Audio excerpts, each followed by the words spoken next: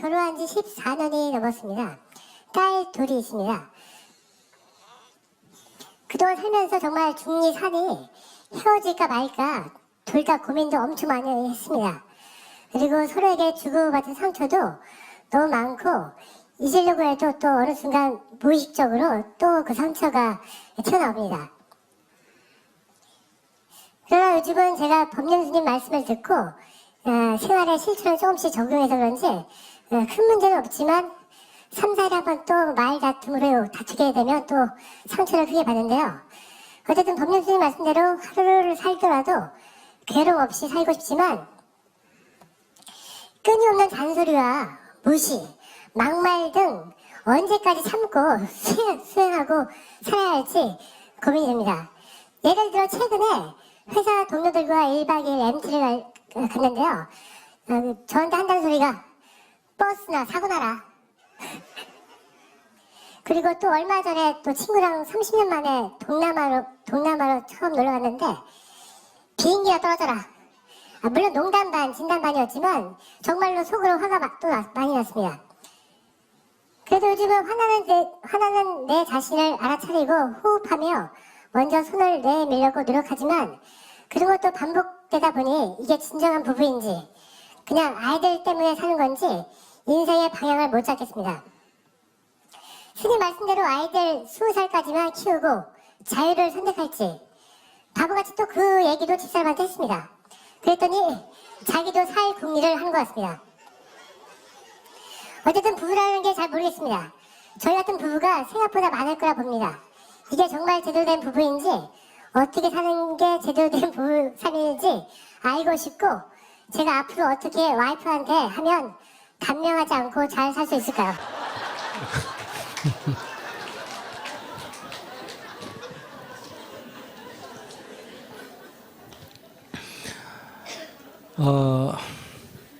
자기가 죽으면 한 5억 정도 탈 수 있는 보험을 생명보험을 하나 들어가지고 부인한테 선물로 주면 좋겠네. 네, 제가 진짜 어떤 교통사고가 나면요 한 3억 정도 받는다고 하더라고요. 자기 든 보험이 예. 한 2억이 부족하다. 그걸 부인한테 줬어요. 보험 들어가 생명보험 들어서. 아니 집사람이 보험이라든지 경제적인 것들은 집사람이 다 관리하고 있는데 그것도 마찬가지로 진단반 뭐 농담반으로 해서 진짜 자기가 제 직업이 또 비행기 타는 직업인데 비행기를 자주 타요 제가. 네. 자주 타면 떨어지면 좋은 일. 그래서 그렇게 얘기해. 이거 떨어지면 나도 좋고 니도 좋은데 나는 뭐 죽어서 좋고 니는 돈 받아서 좋은데 우리 두 부부 복에 그런 복권 당첨이 되겠냐. 너무 기대하지 마라. 이렇게 얘기하면 돼. 웃으면서. 왜? 비행기 떨어지는 게 복권 당첨 확률보다 낮을까 높을까? 낮아. 아무나 그래 되는 거 아니야. 사람들은 비행기 타면서 떨어질까 겁내는데 그런 복이 자기한테 있을 거라고 생각하는 것 자체가 과대망상이야.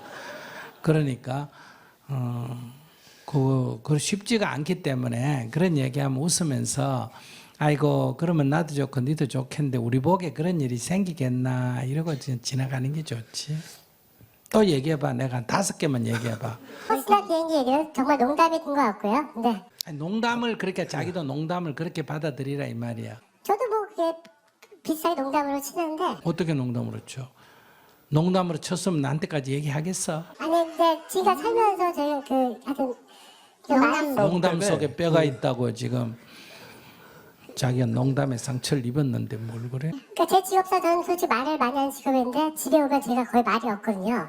집사람은 저랑 대화를 원하고 또 대화를 또 원할 때 제가 또 그걸 해주면 좋은데 저도 너무 힘들다 보니까 거의 집사람 이야기를 거의 경청을 안 해요. 그러다 보니까 어쨌든 간에 대화 속에서 툭툭 던지는 말 한마디가 굉장히 저의 상처, 어떤 마음의 상처를 제가 받더라고요. 밖에 가서 말을 많이 했기 때문에 집에 오면 많이 들어주면 좋지. 자기 얘기 들으니까 부인이 문제인 줄 알았더니 얘기하면 할수록 자기가 문제네. 아니 집에서 부부가 같이 대화를 해야 되는데 자기가 밖에서 말 많이 했다고 집에 와서 입을 꼭 다물고 듣지도 않고 하지도 않으면 문제지. 그러니까 밖에서는 많이 사람이 들어도 주고 말도 해야 되는데 하는 거는 밖에서 많이 하니까 집에서는 거의 부인 얘기를 내가 들어줘야 되겠다. 이렇게 생각하고 오늘부터 부인 얘기를 시간을 내가 좀 들어줘. 들어주는 게 소통이야. 말하는 게 소통이 아니고 듣기가 싫으면 소통이 안 된다. 이래 말하는 거야. 그러니까 자기가 지금 소통을 안 하는 거야. 듣기가 싫으니까. 듣기가 싫으면 어떤 말도 다 잔소리가 돼. 그러니까 아까 그 전에 시어머니 한 말도 며느리가 듣기가 좋으나 싫나? 싫으니까 이미 그건 잔소리다 이 말이야. 잔소리니까 잔소리 하지 마라 이 얘기거든. 그 자기는 이제 거꾸로 자기가 그걸 갖다가 아내가 하고 싶은 말을 귀담아 들어주는 아이고 여보 그래 그래서 이렇게 못 해주는 거는 괜찮아. 들어준다고 다 하란 얘기는 아니에요. 근데 여보 나 그건 안 되겠네 이렇게 얘기하면 돼. 그러나 들어는 주란 말이야. 여러분들이 주로 얘기할 때 이런 말을 하죠. 알았어. 알았다니까. 이게 듣겠다는 거야 안 듣겠다는 거야. 듣기 싫을 때 우리가 쓰는 말이 두 가지예요. 듣기 싫을 때 쓰는 말이 뭐다? 알았다고 그래요. 알았다. 또 하나는 몰라 이래요. 아이고 몰라. 모른다니까 이렇게 말한단 말이에요. 이 모른다니까 이 말하고 알았다니까 이 말이 알았다 모르다가 아니고 무슨 말이다? 듣기 싫다 이 말이에요. 부처님 와도 구제 못하는 중생이라는 거는 바로 자기 귀를 닫고 있는 사람, 마음을 닫고 있는 사람, 알았다 또는 몰랐다, 모르겠다. 이건 듣기 싫다는 얘기이기 때문에 듣기 싫으면 부처님 와도 어떻게 할 수가 없어. 이걸 다른 비유로 들면 보통은 어떠냐? 하늘에서 비가 오면 각자 자기 가진 그릇만큼 빗물을 얻는다 이런 말이 있어. 알았어요? 맞죠? 그런데 아무리 큰 거를 가지고 하루 종일 써도 빗물 한 방울도 못 받는 사람이 있어. 이 원리하고 안 맞아. 그건 누굴까? 바가지 거꾸로 쥐고 있는 사람. 바가지를 거꾸로 쥐고 있으면 아무리 바가지가 커도 아무리 오래 써 있어도 빗방울 물이 고이지가 않는다. 그러면 이 바가지 거꾸로 쥐고 있는 사람과 똑같은 사람이 누구냐? 알았다 병하고 모르겠다는 병이야. 이 두 가지 병은 누구도 구제를 못해. 그러니까 자기는 지금 그 듣기 싫은 병. 때로는 자기가 알았어 이러고 때로는 몰라 이러고. 그러니까 그 듣기 싫은 병을 고쳐야 돼. 그러니까 부인이 얼마나 얘기해도 자기가 못 알아들으면 농담으로라도 변기만 팍 떨어졌으면 좋겠다 이런 말을 하겠어. 그러니까 부인의 입장에선 자기가 돈을 많이 벌든 자기가 지위가 높든 자기가 뭐 유명하든 그건 별로 중요한 거 아니에요. 같이 사는 사람 입장에서는 자기 필요할 때 무슨 물건을 하나 들어주든지 얘기를 들어주는 사람이 필요한 거예요. 그러니까 자기가 자기 직업상 너무 내세우지 말고 이 부부관계 문제를 풀려면 뭐 해야 된다? 좀 들어줘. 그냥 아이고 여보 그랬나? 그래 그랬나? 그럼 자기 그럴 거야. 스님은 그럴 수 있겠어요. 난 못해. 그럼 왜 우리 보고 하라 그래요? 나는 결혼 안 했으니까. 자기는 뭐 했으니까? 결혼했으니까. 그럼 나하고 자기하고 차이점은 못하는 건 똑같은데 나는 내 못하는 걸 미리 알았고 자기는 모르는 주제에 모르는 것도 몰랐다 이 말이야. 그러니까 자기는 모른다 제곱이다 이 말이야. 그러니까 소통의 핵심은 뭐 하는 거라고? 들어주는 거. 들어주는 거 첫째 들어주는 거. 두 번째 약간의 이 상대의 말에 자기가 약간 좀 동조를 해줘야 돼. 옳다가 아니라 아이고 그랬구나 이렇게 좀 받아줘야 돼. 아이고 그랬어 오늘 힘들었구나. 아이고 여보 그랬어 이 정도만 해주면 돼. 한번 해봐요 연습을. 네 고맙습니다. 예. 어제 저녁에도 1시 반 대가 들어가더라고요. 그래서 제가 너무 놀라가지고 도대체 지금 들어와도 되냐고 내가 이렇게 얘기를 했었어요. 그러니까 처음에는 미안해요 엄마 오늘 내가 늦는다 그랬잖아요. 이래 놔놓고는 이제 제가 자면서 몇 마디 또 잔소리를 하게 됐었는데 뭐 사생활 침해다. 뭐 다른 사람은 바깥에서 안 자고 들어오면 된다 그러는데 좀 늦었다고 엄마는 그렇게 얘기를 한다. 뭐 이런 식으로 얘기를 할 때 들어보면 말은 맞는 것 같아요. 그런데 이제 제가 그게 용납이 안 되더라고요. 애는 보살펴주는 것도 필요하지만은 통제력을 갖고 있어야 되거든요. 제어력을 갖고 있어야 되는데 이미 제어력이 없어졌죠. 겁을 안 내고 지금 만약 엄마가 화를 내가 야단을 친다 해서 애가 겁을 낼 리도 없고 엄마도 그렇게 강하게 뭐 죽기 살기라까지 네 죽고 내 죽자 할 정도로 세게 밀어붙일 힘도 없고 그렇기 때문에 상당히 어려운 일이에요. 통제력을 가져야 되는데 통제력이 없다는 거예요. 그러니까 그것은 이제 내 살기에 급급해서 팽개쳐 뒀다가 새삼스럽게 지금 나서가지고 달래도 잘 안 되고 야단쳐도 잘 안 되는데 지금 얘기 들어보면 지금 한마디로 말하면 애가 이미 엄마를 만만하게 본다는 거거든. 그런 얘기를 한다는 것 자체는. 지금 뭐 야단친다고 될 일은 아니에요. 그러니까 애를 제대로 교육을 하거나 뭐 두 가지 길이요. 일단 시도하는 데까지 해보고, 그 다음에 18살이 넘으면 그 뭐 죽이 되든 밥이 되든 쫓아내버리는 수밖에 없어요. 지 알아서 살도록. 냉정해야 됩니다. 교육을 시키려면. 늘 부모가 자식을 망치는 이유가 냉정하지 않기 때문에. 사랑하는 게 아니고 집착으로 키우기 때문에 망치거든요. 그래서 자기 인생에 자기가 책임을 져야 된다는 거. 자기가 그렇게 엄마가 혼자 있는데 돈을 그렇게 써서 감당을 못하면 그 의식이 없다는 거 아니에요. 그렇게 자식을 키워서 되겠어요.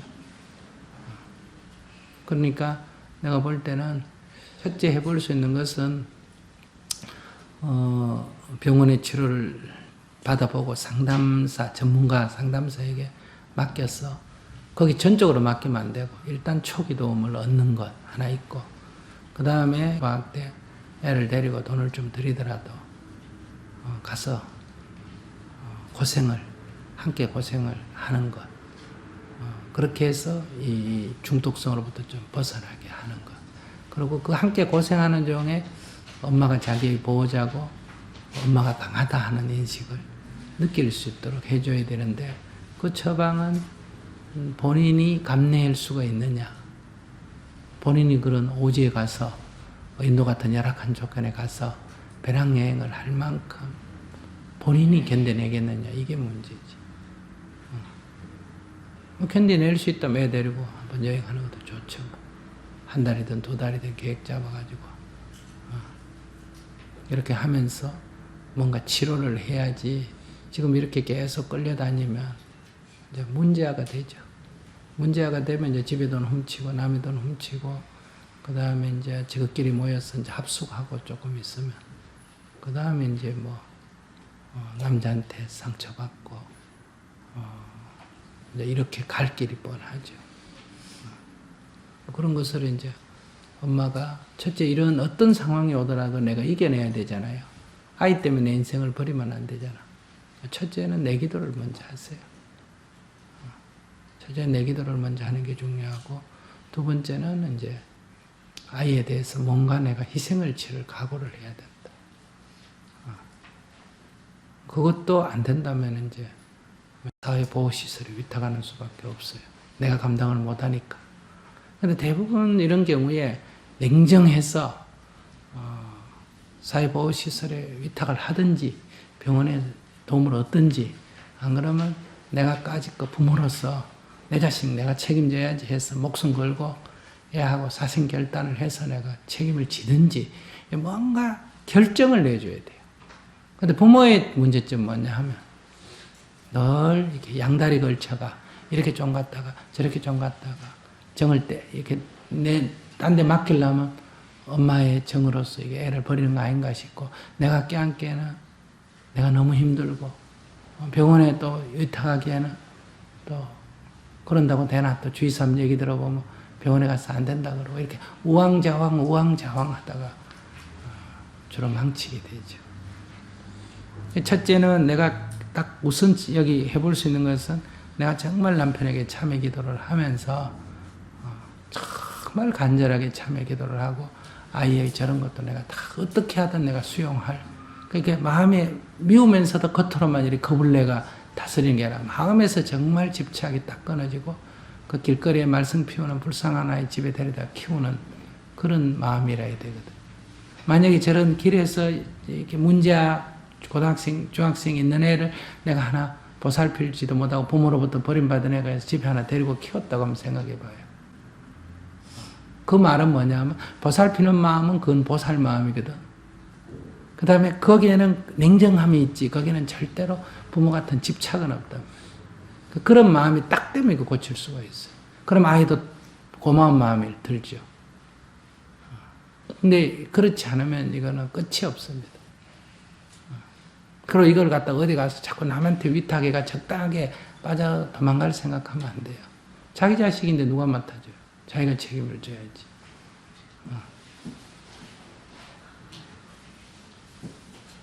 그러니까 우선 이런저런 생각하지 말고 기도부터 하세요. 기도부터 하면서 이것이 다 내 인연이고 내 과보고 어떤 과보도 받겠다. 이런 기도를 한 100일쯤 해가면서 그 아이를 보는 내 마음에 흔들림이 없는지 이걸 먼저 점검해. 내만 흔들림이 없으면 언제든지 고쳐집니다. 그 아이의 어떤 일이 일어나도 내가 아무렇지도 않을 정도로 흔들림이 없는 그냥 불쌍한 마음이 들 정도로 그러면 아이가 심리적 안정을 찾죠. 근데 엄마가 늘 그 경계에 끄달리죠. 불쌍했다가 미웠다가 불쌍했다가 미웠다가 이렇게 끄달리기 때문에 해결되기가 좀 어렵다. 그러면 지금 본인이 이 시간에 딱 결심이 굳어져야 돼요. 이 아이를 내가 정상화로 만들기 위해서는 내 몸을 버려도 좋겠다 하는 그런 딱 각오가 서야 되고 남이 108배하면 난 1000배를 해야 되고 이런 각오가 딱 서버려야 돼. 다른 사람 쳐다보고 저 사람은 저런데 왜 나는 이렇게 인생이 이러냐 이런 생각하면 안 됩니다.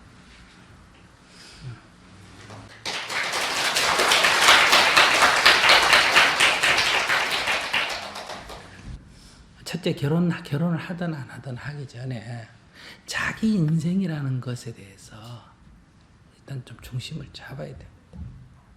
두 번째 결혼을 하면 혼자 사는 게 둘이 살잖아. 그지? 그러니까 이거 기본적으로 맞춰야 돼요. 근데 맞출 생각 없고 상대편을 쟤한테 맞추는 걸 기준으로 해서 결혼을 한단 말이에요. 근데 이게 서로 둘이가 네가 나한테 맞춰라. 이렇게 잡아 당기는 게 이게 싸움 죽을 때까지 간단 말이에요. 근데 자식이 태어나면 자식 입장에서 볼 때는 한 몸이 두 쪼가리 나는 것 같단 말이에요. 둘 다 포기할 수 없는 게 둘이 갈라져 있으니까. 이제 분열이 생긴다. 어떻게 아무렇지도 않을 수도 있냐 한데, 그럼 매 운다고 무슨 일이 생겨? 죽은 사람이 살아오겠어? 죽은 사람이 돈을 갖다 주겠어? 그러니까, 아이한테 당당해야 된다, 이 말이에요. 아빠하고 엄마 둘이 있으면 역할 분담 되지만 혼자면 아빠하고 엄마 역할 다 해야 되지 않습니까? 그죠? 아빠 역할하는 게 뭐 별거요. 가장 역할하는 거 아니에요. 남자가 뭐 할 일 있나? 돈이나 벌어오는 일이지. 응? 야단치는 일. 그런 역할도 하고, 엄마가 보살피는 역할도 딱 하고, 이렇게 딱 1인 2역을 하면 된단 말이에요. 혼자 있으면. 근데 우리는 살 때는 서로 싸우고 헤어졌으면 하고, 쫓겨나면 또 외로워하고, 그리워하고, 울고 그런단 말이에요. 같이 살 때는 그냥 서로 맞춰가면서 살고 죽으면 안 맞춰도 되잖아. 근데 죽으면 뭐가 아쉬운데? 돈 때문에 아쉽지. 아쉬울 게 뭐가 있어요? 안 맞춰도 되잖아. 나 혼자 당당하게 내 하고 싶은 대로 하고 살면 되잖아. 늘 이렇게 안절부절하고 우리가 인생을 살잖아요.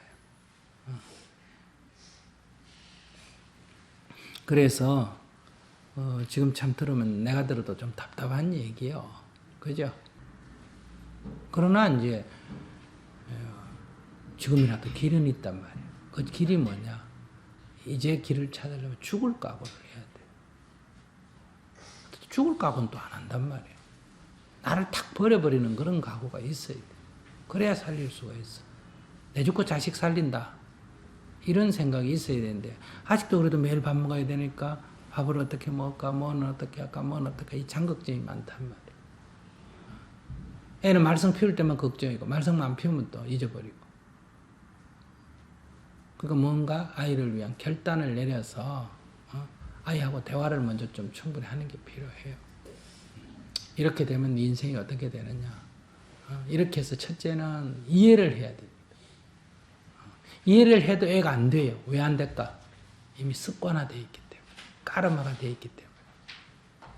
그러니까 첫째 아이하고 삶의 길에 대한 먼저의 대화를 통한 이해가 먼저 필요하고, 이해를 하면 애가 되겠다 이렇게 생각하면 안 돼요.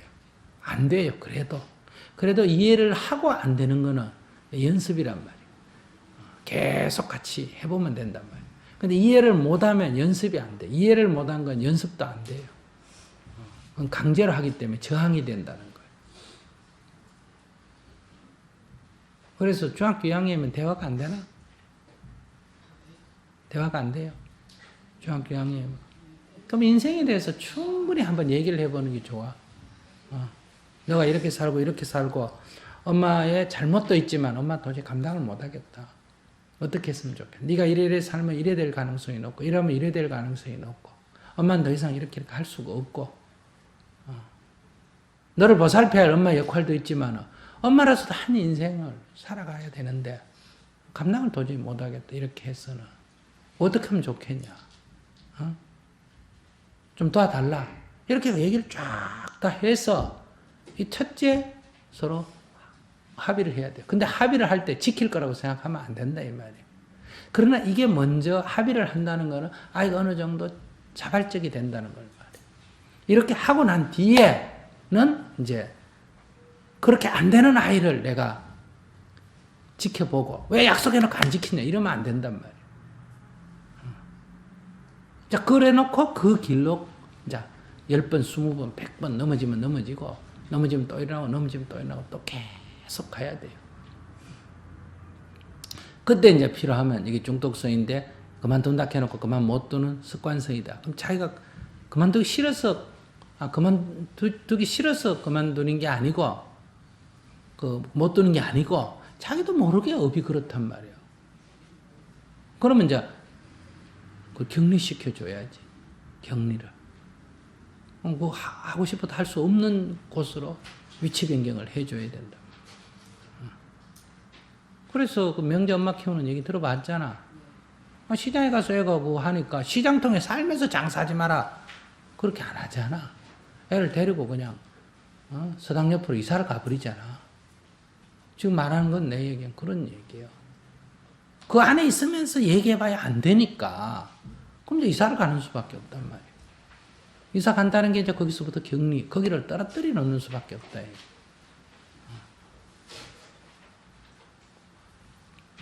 그렇게 해서 어떤 이미 이게 이제 과보, 이거를 갖다가 뭐 사주 팔자도 아니고 하늘의 징벌도 아니고 나의 어리석음이에요.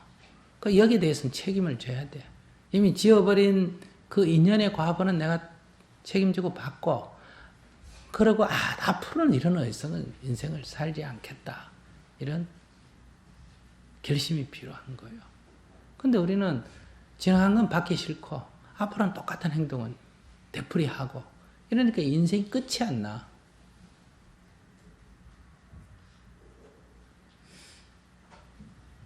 누가 대신해 줘? 자기가 지어놓은 인연의 과보를 누가 갚아줄 건데? 누가? 다 제 것도 못해가 남한테 도와달라는데 누가 있어서 제 것 말고 남의 것까지 해주겠어. 그래서 자기 인생에 책임을 좀 져야 되는데 이 책임을 그냥 적당히가 돈 몇 푼 주고 무당한테 책임 떼넘기려 그러고 교회 다니면서 하나님한테 보시 좀 내고 가서 떼넘기려 그러고 절에 다니면서 부처님한테 좀 떼넘기려 그러고 병원에 가서 의사한테 떼넘기려 그러고 그 무책임성이란 말이에요. 자기가 선택한 거 아니에요. 결혼, 부부관계 자기 선택한 거 아니야. 선택을 했으면 책임을 져야 될 거 아니야. 책임의식이 없잖아. 자식을 낳았으면 책임을 져야 될 거 아니야. 누가 책임져 줄 건데, 자기 자식인데.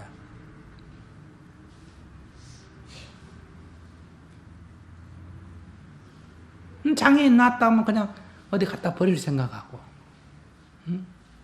전생에 무슨 죄 지었나 이런 생각하고. 이 인생에 대한 책임의식이 없다. 사업을 했으면, 이 사업하는 건 누구 세속일 아닙니까? 부처님이 사업해가 돈 벌었다는 얘기 들어봤어요? 그런데 사업 안 된다고 부처님한테 가서 사업 딸떼기 해달라고 그래. 그 논리가 맞나 안 맞잖아.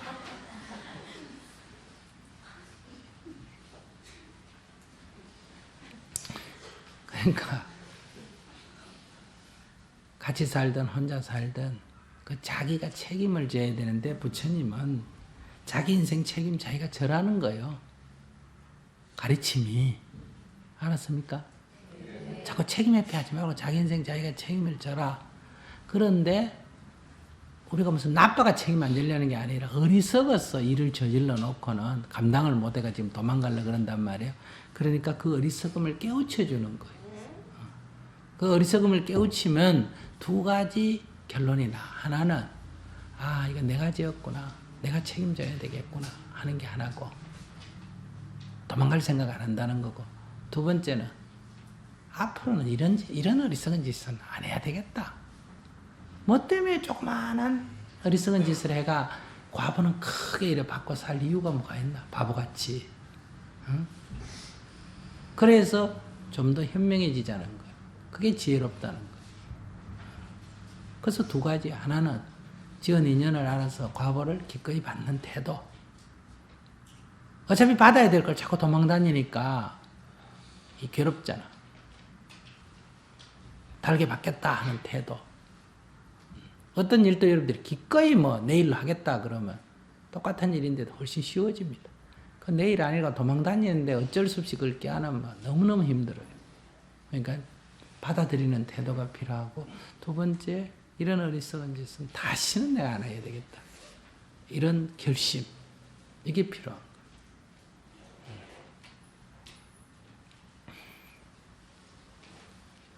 특히 여러분들이, 나는 이제 결혼까지는 괜찮아요. 성인들이 서로 약속을 좀 안 지켜도 성인들이 양쪽 다 책임이 있으니까, 그죠? 근데 자녀, 이거는 문제예요. 이건 책임을 전가할 데가 없어. 애가 나 달라게 낳은 게 아니잖아. 나 달라게 낳았으면 니도 책임 있지 않느냐 이랬는데, 애는 나 달라는데 죽어줘하고 낳아놓고 어떻게 키워달라고 애가 얘기한 적이 한 번도 없어. 그대로 뻔받아가 컸단 말이야. 근데 내 삶이 어긋나기 때문에 애가 이렇게 됐는데, 그럼 얘는 어디 가서 하소연을 해야 되나? 얘는. 그러니까 그 책임은 전적으로 부모가 져야 되는 거예요. 왜냐면 아이는 그 자기가 선택한 게 아니기 때문에. 그 사춘기부터는 자기가 이제 한번 선택해 보려고 시도를 하는 거예요. 근데 그걸 또 부모가 막아. 못하게. 그럼 이제 죽을 때까지 책임져야 돼요. 그래서 이미 애를 낳았거든 20살까지 책임을 져야 돼요. 그리고 다시는 이런 남의 인생 책임지는 일을 안 하겠다 하면 20살 이후로는 어때요? 정을 팍 끊어버려야 돼요. 알았습니까? 그러니까 이걸 미리 알았으면 이런 인연을 안 짓는데 몰라가 지었잖아. 그죠? 지었으면 책임을 져야 되나? 져야 돼. 지금 도망 다니지 말라니까. 책임을 지고, 정말 이런 책임 지기 싫거든. 이번 거는 책임을 지고 20살 넘어서는 확 끊어버려요. 정말 뒤도 돌아보지 마. 그래서 이미 아이를 낳았거든. 잘됐든 잘못됐든 감사 안고 20살까지는 보살펴주고, 이제 그 이후에는 딱 정을 끊어주는 게 좋다. 자식을 위해서 유산을 남기겠다. 자식을 대학 공부 시켜주겠다. 자식을 위해서 결혼을 이런 생각하지 마라. 여기까지 내 책임이다.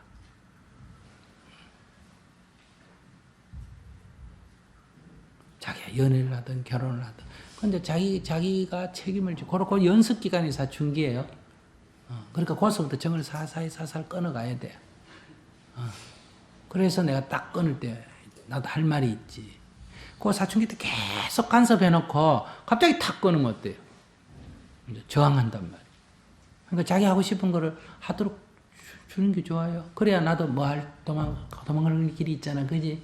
그건 네가 공부 안 했지 않냐? 엄마 얘기했지 않냐? 여러분 네 책임져야 된다 그랬지. 네가 했지. 근데 왜 나보고 그러냐? 너 공부 안 하면 대학 못 가면 엄마도 잘 됐다. 왜? 안 그래도 돈 없어가지고 학교 되기 어려운데. 그래 공부하지 마라. 그거 잘 됐다. 아이고 그래 연애한다고. 그래 미리미리 해가지고 알아서 가거라. 지 하는 거에 대해서 책임을 물을 수가 있다는 거예요. 책임을.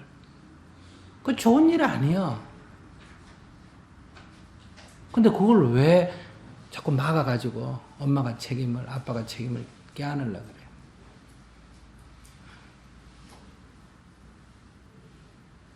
그렇게 해서 딱 끊어야 인생이 됩니다. 그러면 내만 잘 살기 위해서 그러냐? 천만에. 이래야 자식이 잘 된다 이 말이에요.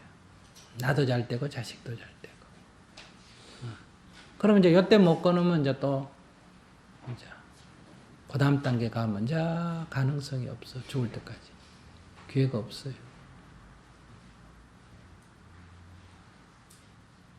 그러니까 20살 때까지는 무조건 책임을 져야 돼요. 도망갈 생각하지 마. 책임을 져야 돼. 저지른 일이니까. 이게 정말 아니다 싶거든. 그 지금부터 사춘기 때 딱 핑계거리를 자꾸 만들어. 그래서 항상 이렇게 이제 사춘기부터는 자기가 자립을 해 나가니까 얘기할 수가 있어요. 아까도 얘기할 때. 이렇게 되면 이렇게 되고, 그럼 그거는 엄마는 여기까지 해주겠다는데 네가 이렇게 해서 네 책임져야 된다. 공부니 안 하면 대학 못 가면 그건 네 책임이다. 엄마는 뭐 하든 말든 그건 뭐 관계가 없다. 이렇게 이제 애가 자기 일이 되도록 자꾸 해야 돼. 너 일이다. 이것도 너 일이야. 너가 선택한 거야. 이렇게. 그걸 계속 책임의식을 심어줘야 돼. 그렇게 해서 자립이 되도록 하는 거야. 본인이 막 강제로라도 자립을 시켜야 되는데 본인이 자립을 하겠다고 설치잖아. 그죠? 뭐 이러자 저러자 지 의견이 있다 이 말이야. 중학교 들어가면 그게 차이예요. 자기가 뭔가 도전하고 자기 의견을 내고 저항하고 하니까 그걸 기분 나쁘게 하지 말고 그걸 이제 책임을 반분할 좋은 기회예요. 애가 그래 주니까 이게 서로 나도 살지. 안 그래 죽으면 어떻게 하겠어요. 계속 고분고분하면 죽을 때까지 책임져야 되는데.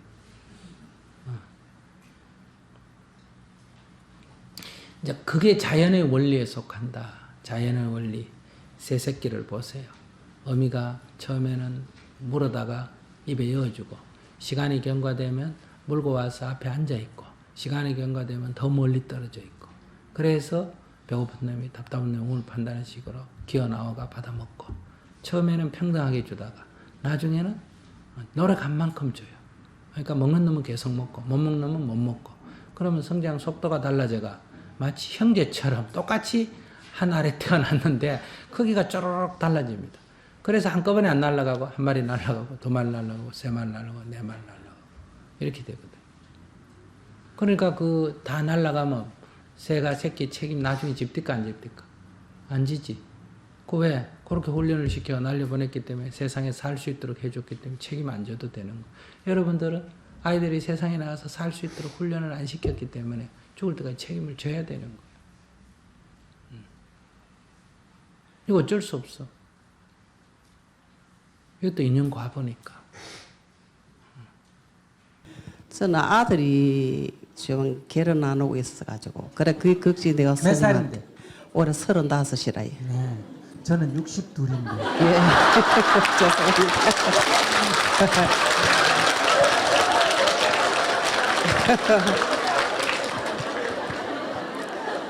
그래 우리 스님 만나기로 시험 참 제가 제일 원을 하셨는데 오늘 오신대서 아들이 어머니 제일 원하시는 스님 오늘 오신답니다. 한번 가보시겠어요? 그래서 제가 또 왔습니다. 네.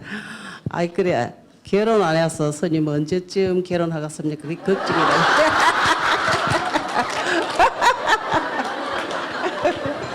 아들이 결혼하기를 원해요? 별로 안 원해요? 가기를 원해요. 결혼하기를. 그래 엄마 보고 가서 물어보라는 거는 예. 하려고 하는데 여자가 없어가 못 해가지고 언제쯤 할 건지 물어보라는 뜻인가? 엄마가 자꾸 잔소리를 하니까 엄마 가서 스님 얘기 좀 들어봐라 이렇게 보낸 것 같아요. 결혼을 섬을 몇 번대 봤거든요. 근데 결혼을 할래 해요. 할래 하는데 지금 제 마음에 뭐 드는 아가씨가 없는가 싶은 걱정이라요. 그래. 아들은 직업이 뭐예요? 지금은 이제 제가 개인 사업을 조금 하고 있습니다. 개인 사업을 조그만 게 큰 거예요. 큰 게 아니고 좀 적은 거예요. 예? 조그만 거. 예예. 그래도 그게 좀 키는 얼마나 돼요? 좀 잘 되고 있습니다. 그것도. 키는 얼마나 크냐고. 예. 키는 키. 아 키가 1m 71예. 71. 예. 그다음 인물은 작았어요, 못 났어요, 중간이. 이물도 잘 생겼습니다. 진해 군대도 해군에 나오고 이물 저도 안 닮고 잘 생겼어요.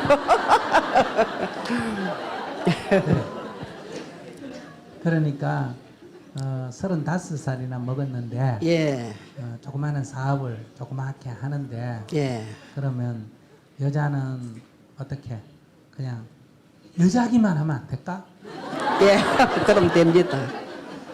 근데 마음에 드는 여자가 없다 그래야 안 되지. 여자가 없다 그러면 내가 구해줄 수가 있는데 예. 마음에 드는 여자는 구해줄 수가 없어요. 마음에 드는 여자라는 건 이 세상에 없어요. 근데 예. 지금 아들이 하는 말이 선을 여러 번 봤는데 예. 마음에 드는 여자가 없다. 그거는 너무 당연한 거예요. 그 마음에 드는 여자를 찾으면 결혼 못한다 이래 전해주세요. 그러면 법륜스님처럼 못한다. 법륜스님한테 물어보니 법륜스님도 마음에 드는 여자가 없어가지고 그래서 못했다더라. 그래 35이 아니라 네 62살이 돼도 못한다. 그러니까 결혼을 안 하려면 마음에 드는 여자를 찾고 결혼을 하려거든 마음에 드는 여자란 건 본래 없기 때문에 예. 여자면 됐다. 여자기만 하면 됐다. 위로 10살이 많아도 좋고 아래로 10살이 적어도 좋고 중고도 괜찮다. 둘이 말씀습니다. 예. 아시겠어요? 예. 그래서 전에요. 예. 네가 결혼을 하려거든. 네가 결혼을 하려거든. 위로 10살도 좋고 아래 10살도 좋고 중고도 좋고 여자기만 하면 된다. 요렇게 생각하면 만 넘어가기 전에 할 거고 예. 마음에 드는 여자를 찾으면 니는 법륜스님처럼 62이 넘어도 하기가 어렵다. 이렇게 전해주세요. 예, 알겠습니다.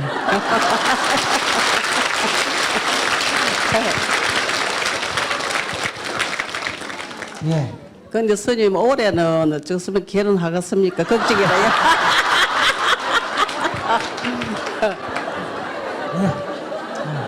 자, 다시 마음에 드는 여자를 구하면 예. 원래 아니라 62살이 돼도 못하고 예. 여자면 좋다 할 때는 원래라도 할 수 있어요. 그러니까 예. 그거는 정해진 게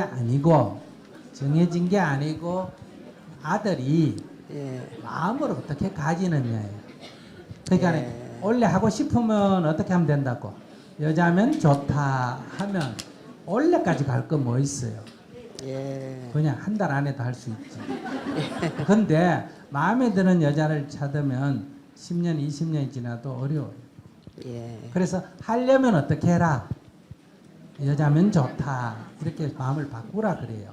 예. 마음에 드는 여자 찾지 말고. 예. 알았죠? 예, 예. 자기는 남편이 마음에 들어서 선택해서 했어요. 막 그냥 했어요. 솔직하게 얘기해봐요. 마음에 들어서 살아시죠. 마음에 들어. 연애해서 결혼했어요? 중매를 해가지고 했습니다. 그러니까 마음에 쏙 들었어요. 예, 아니요. 자기도 마음에 쏙 든 남자 찾았으면 지금까지 시집 못 갔어요. 맞아요. 그래, 막 대충 그래 막 그 정도면 됐다. 남자면 됐다. 예. 남자니까 남자 구슬을 했으니까 애도 낳고 그랬잖아요. 그죠? 예. 그렇게 살면 돼요. 살면서 이제 서로 맞춰가면 돼요. 그러니까 예. 너무 골리지 말고 여자면 됐다 이런 마음으로 하라 그랬어요. 예. 네, 알겠습니다. 감사합니다.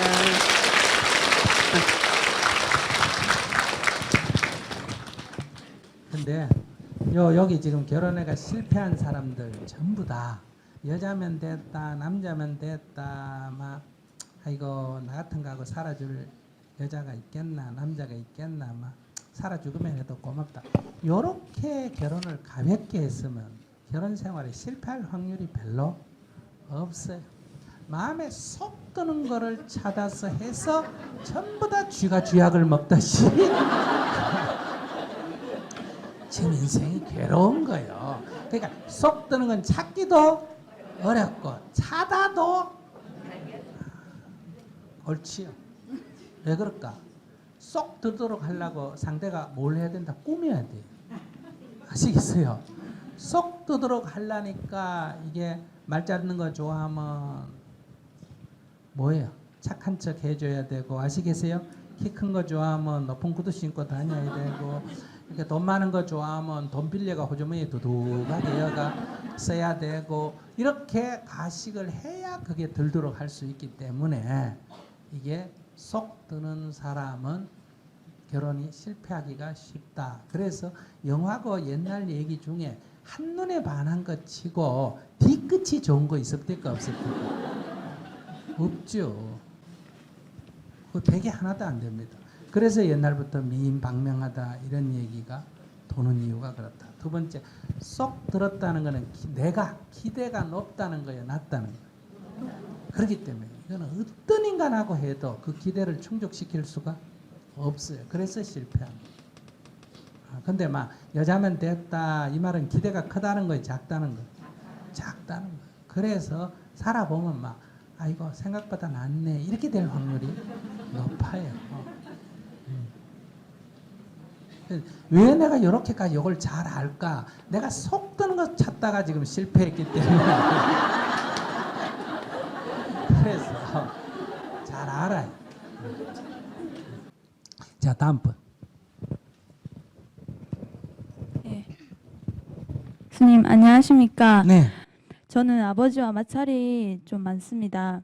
현재 저는 28살이고 취업 준비생인데 알바를 하면서 취업을 알아보고 있습니다. 이런 제 모습을 보면 아버지께서는 늘 이런 말씀을 하십니다. 내가 너를 보면 앞뒤가 캄캄하고 생각이 없어서 답답하다. 옛날이면 시집을 갔다. 지금은 28이지만 30도 곧 된다. 여자 나이 30 넘고 미혼이면 별 볼 일 없다. 아빠도 언제 저 세상 갈지 모르니까 네가 무엇 하나 제대로 되는 게 없으면 그냥 대충 시집이나 가라.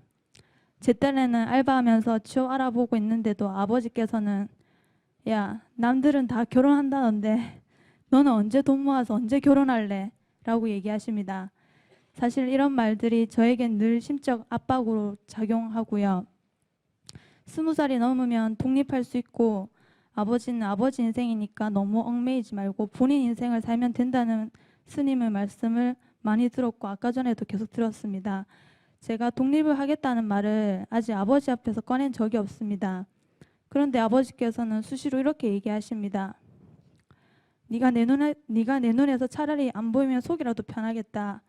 너도 나가서 살고 싶으면 한번 나가봐라. 대신 집 나가고 싶으면 결혼해서 나가도록 해라라고요.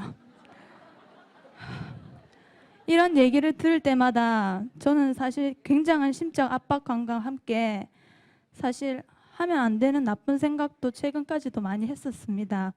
제가 어떤 마음을 가지면 좋을지 정말 여쭤보고 싶습니다. 뭐 하나 물어보자. 하면 안 되는 나쁜 마음이 구체적으로 뭐예요? 극단적인 생각, 자살입니다. 자살. 이런 게 자살할 바에 아무 남자나 보나 결혼해보는 게 싫다.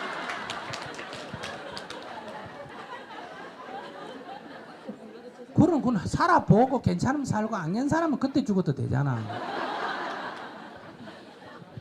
안 그래? 극단적인 나쁜 생각을 했다 그러긴데 아무 남자나 결혼해가지고 아버지 속을 확 뒤집을까 그 생각을 했더니 머리가 그렇게 안 돌아가나.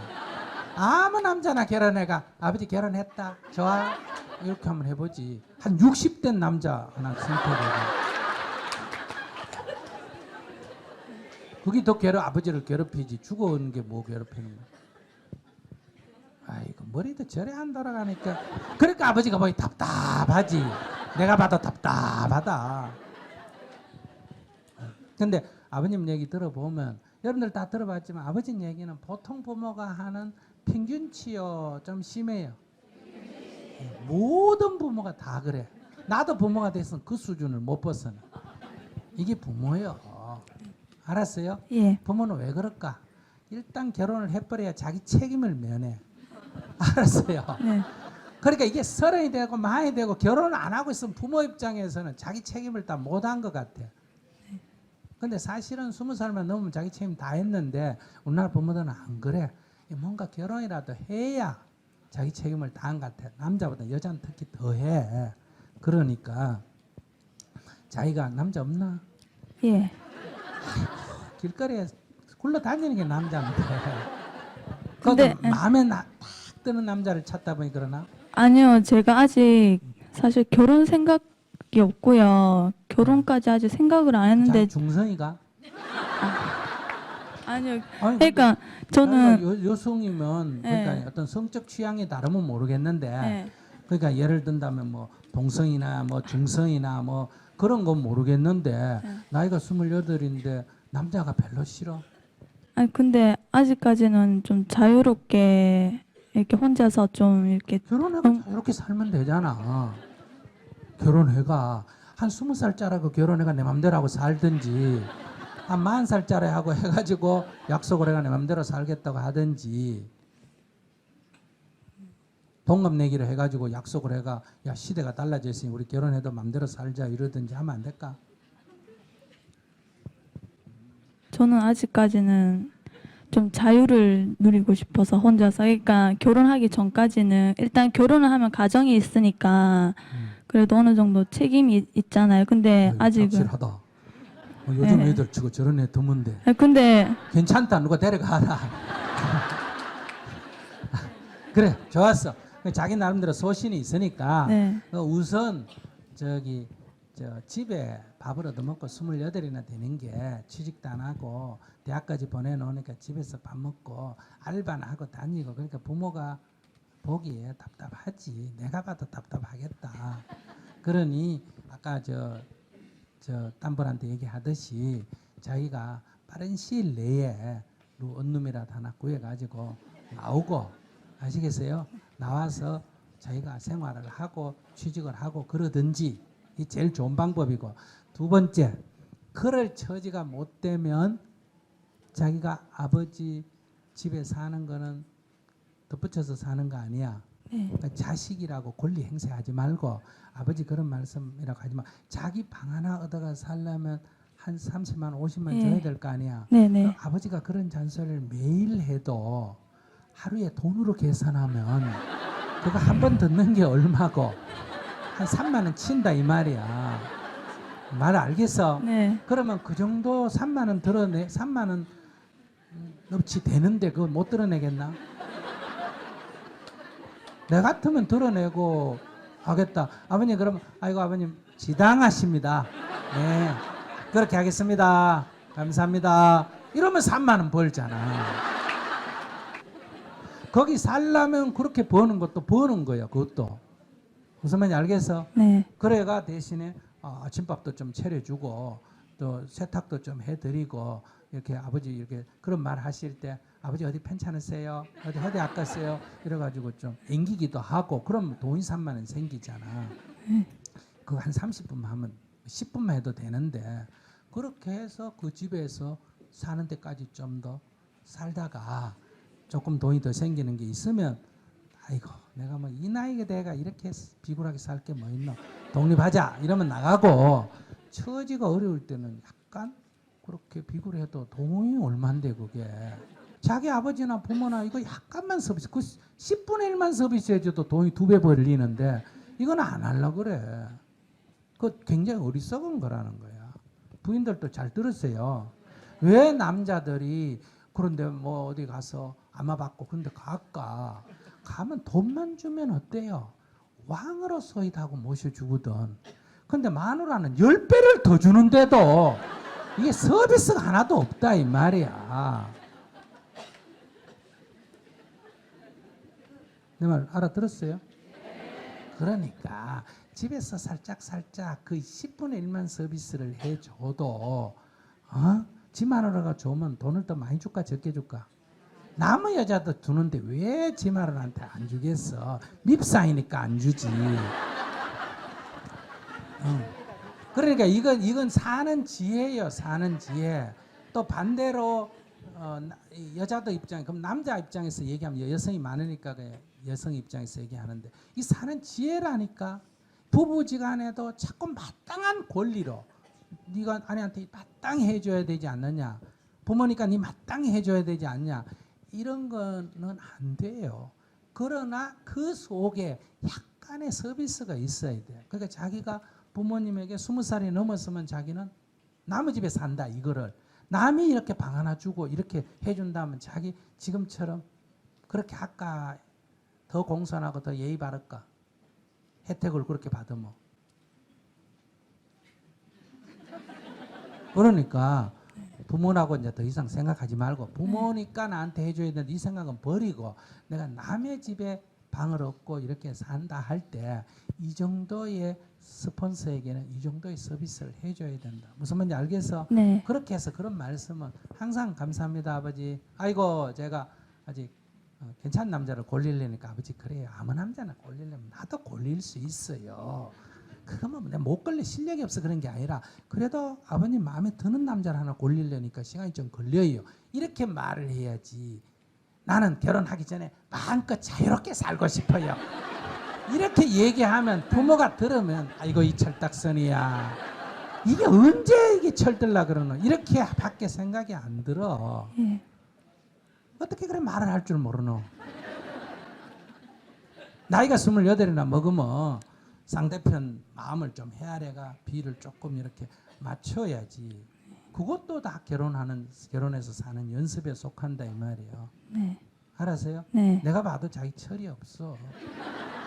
네. 그러니까 그 집에 살려면 이런 아버지 그 주인이니까 주인의 비를 이렇게 맞추고 살아야 돼. 네. 그러니까 주인의 비를 맞추고 사는 지혜를 터득하면 회사 갔을 때도 사장님이나 상사에 대해서 연습이 되기 때문에 쉽게 사는데 자기 지금처럼 혜택을 입고 살면서도 고마운 줄도 모르고 몇 마디도 듣기 싫어가지고 짜증내고 기분 나쁘다고 팍 죽어버릴까만 이런 생각이나 하고 그러면 회사 취직애가 누가 사장이 좋아하겠어? 회사 취직애가 살면서 월급 주는데 아까 왜 준다 그랬어? 일 시켜 먹으려고 월급 주는데 자유롭고 싶어요. 이러고 돌아다니고. 근데 뭐 때문에 돈을 주는데? 그래서 그건 생각이 잘못됐어 자기가. 알았지? 네. 그러니까 스님 법문을 지 유리한 데만 듣고.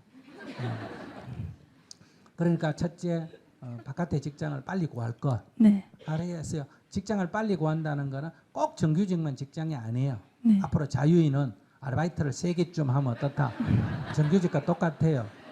알았죠? 예. 아르바이트를 3개를 구하면 파트타임을 한 3개 구하면 훨씬 자유롭고 회사에 덜 매이고 좋아. 하나만 달랑 구하지 말고. 네. 그러니까 오전 뛰고 오후 뛰고 밤 뛰고 이렇게 해가지고 한 3개 네. 구하고 네. 그 다음에 아버지한테 용돈을 그래도 방세가 한 50만 원 되면 한 10만 원쯤만 깎아 아시겠어요? 네. 한 용돈 아버님께 갖다 드리고 네. 그다음에 이렇게 어떤 말할 때 아이고 알았어요 아버지 그렇게 해요. 이러면서 네. 그래가 거짓말이 들통나면 죄송합니다 이렇게 하고 서비스하고 이렇게 좀 하면 집안 문제 크게 어렵지 않아. 왜냐하면 남하고도 이렇게 하면 살 수 있는데 자식 이런데 부모가 그거를 뿌리칠 수 있나 없나? 없어. 그렇게 생활을 하면 안 죽어도 돼. 그만 일에 죽을라 그래. 아이고 내 같으면 그냥 아무하고나 한번 살아보고 죽지. 그 일로 죽는다 그러면. 그 요즘 젊은 사람 참 큰일이야. 뭐든지 막 지 맘에 안 들면 팍 죽어버리는 거야. 알았지? 네. 네. 알겠습니다. 네, 감사합니다.